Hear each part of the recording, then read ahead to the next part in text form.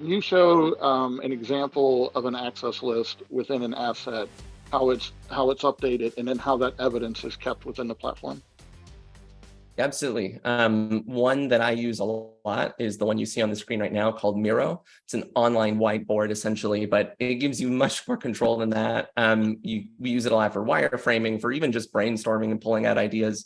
And it's recently got AI capabilities, so it's expanded how much creativity I have to use it, especially for product development.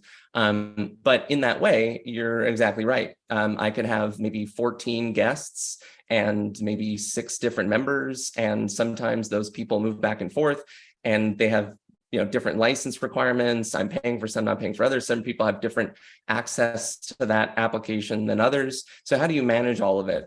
Within Ostendio, you can create the asset within the assets module, which is the record you see here.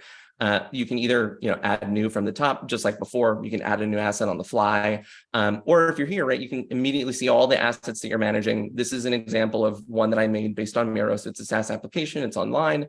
Of course, you can see all the tabs here that indicate all the information based on this asset, like its business impact, its privacy impact, the files associated to it. But really what we want to look at right now is this access list. The access list basically lets you know what users within Ostendio that you've provisioned have access to this application. So in this case, there's about 4 users or 4 records here in the access list response table. And you can see that we have the ability to control what access roles they have. So within most applications, you have like site admin, admin, and users.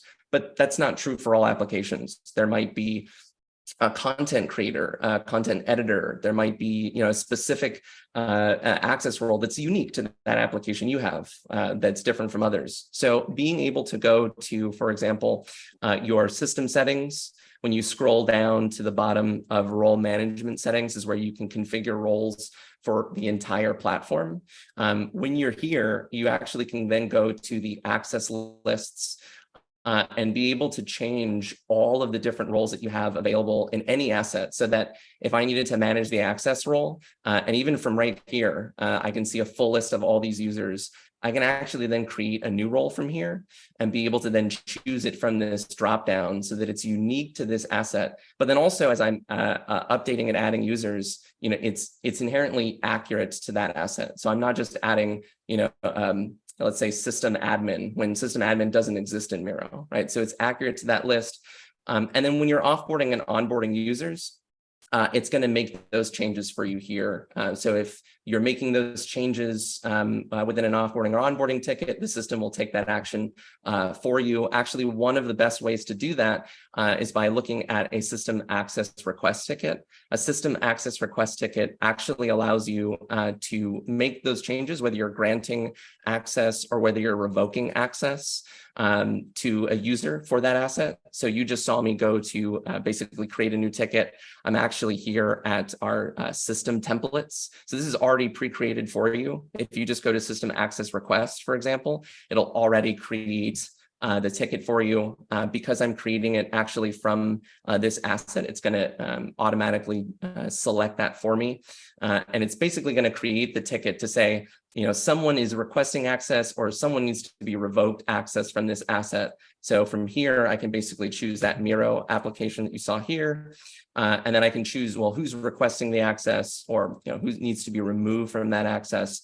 And then you can see that the system is essentially already providing for you that kind of English language, I'm asking to revoke permission from this user, because as we saw earlier, Annie already has access to this asset. So because she already has access to this asset, by me creating this, I'm essentially just looking to remove her from this.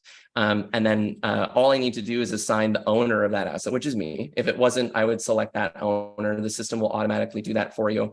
And then when this ticket gets created, the person who's assigned this ticket, the owner, is going to get a notification to approve or reject this ticket. So they're going to approve my revoking Annie from this asset. Once they do that, the system will automatically take the action for you. So instead of having to take a few extra steps, a few extra clicks of saying, oh, it's one thing to say I need this person removed and they need to have this specific role.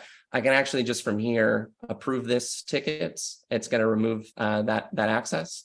And then from here, I'm going to close out, and then Annie will no longer have access to this asset. So it's a really quick way to remove or to add. And when you're adding, it gives them, again, that very specific access. So it's accurate to the asset that you have.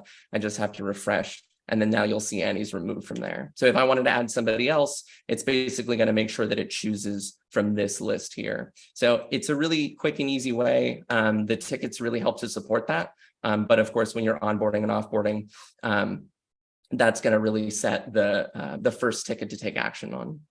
The other advantage of the ticket is it also reminds you to go to the external application and synchronize the access list there with what you have in the platform. And you can create those audit tasks that will allow you to like send out a monthly reminder to asset owners to say, double check your asset list, make sure that any offboarded employees have been removed so that they don't still have access to that information.